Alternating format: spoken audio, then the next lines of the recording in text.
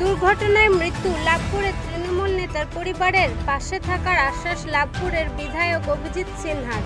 বীরভূমের লাভপুর বিধানসভার হাতিয়া অঞ্চলের শাসপুর গ্রামের তৃণমূলের বুথ সভাপতি তালেব শেখের গতকাল দুর্ঘটনায় মৃত্যু হয়। তারপর আজ শনিবার সকালে লাভপুরের বিধায়ক অভিজিৎ সিনহা সহ লাভপুর ব্লক তৃণমূল নেতৃত্ব মৃত তৃণমূলের বুথ সভাপতির বাড়িতে গিয়ে সমবেদনা জানান। একই সাথে পরিবারের পাশে থাকার আশ্বাস দেন।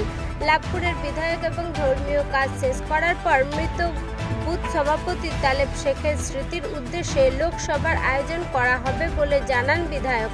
পাশাপাশি মৃত পরিবারের হাতে আর্থিক সাহায্য তুলে দেন বিধায়ক অভিজিৎ সিনহা। পরে যে কোনো বিষয়ে সাহায্যের হাত বাড়িয়ে দেবেন বলে জানান বিধায়ক বাড়িতে আসায় কিছুটা হলেও খুশি মৃতের পরিবার। বীরভূমে লাভপুর থেকে কার্তিক ভান্ডারীর রিপোর্ট, তারাপীঠ টিভি। কিভাবে মৃত্যু হলো বাবা? আমাদের গ্রামে একটা মসজিদ হয়েছিল। মসজিদের ছাদ নির্মাণ করার জন্য মাঠে বাস কাটতে গিয়েছিল। ট্র্যাক্টরে আসার সময় দুর্ঘটনায় এখানে মারা যান।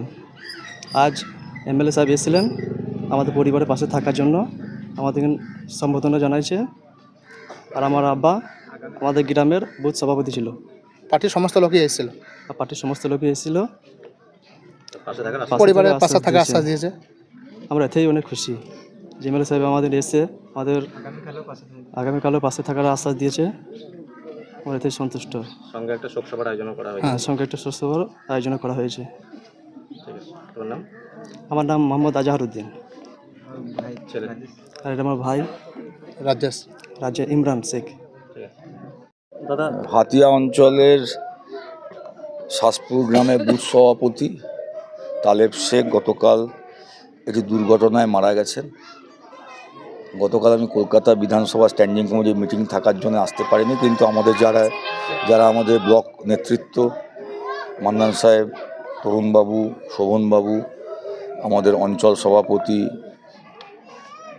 রামু, এরা সবাই কালকে চেষ্টা করেছিল হসপিটালে, কিন্তু কিছু করার নেই। আজকে আমরা তাদের পরিবারের কাছে সমবেদনা জানাতে এসেছি। অত্যন্ত একনিষ্ঠ পার্টি কর্মী ছিল এবং অপূরণীয় ক্ষতি হয়ে গেল। তার পরিবারে তার স্ত্রী, তার দুই পুত্র, এক কন্যা, তার সঙ্গে আমরা দেখা করে গেলাম। অত্যন্ত আর্থিক সংকটের মধ্যে এই পরিবারটা পড়ে গেল এবং আমরা সর্বতভাবে চেষ্টা করব, আমি এবং আমার ব্লক নেতৃত্ব, অঞ্চল নেতৃত্ব, যাতে করে এই পরিবারের পাশে আমরা থাকি। আমাদের মাননীয় মুখ্যমন্ত্রী মমতা বন্দ্যোপাধ্যায় সবসময় সে কথাই বলেন যে বুথ স্তরের কর্মীরাই আমাদের সম্পদ। যারা গ্রামে গঞ্জে মামাটি মানুষের পতাকাটা, জোড়া ফুলের পতাকাটা তুলে রেখেছে, সব সময় মানুষের পাশে থাকে। বুথ স্তরের মানুষের সম্মান দিতে মুখ্যমন্ত্রী মমতা বন্দ্যোপাধ্যায় সবসময় বলেন, আমাদের সেনাপতি অভিষেক বন্দ্যোপাধ্যায় সবসময় বলেন। তাই আমরা সবাই মিলে এসেছি, এটা আমাদের দায়িত্ব, কর্তব্য। আগামী দিনেও এদের পাশে আমরা থাকব, সেই প্রতিশ্রুতি, সেই কথা আমরা দিয়ে গেলাম। অত্যন্ত বেদনা, দুঃখের ব্যাপার। এখন দেখা যাক। আমি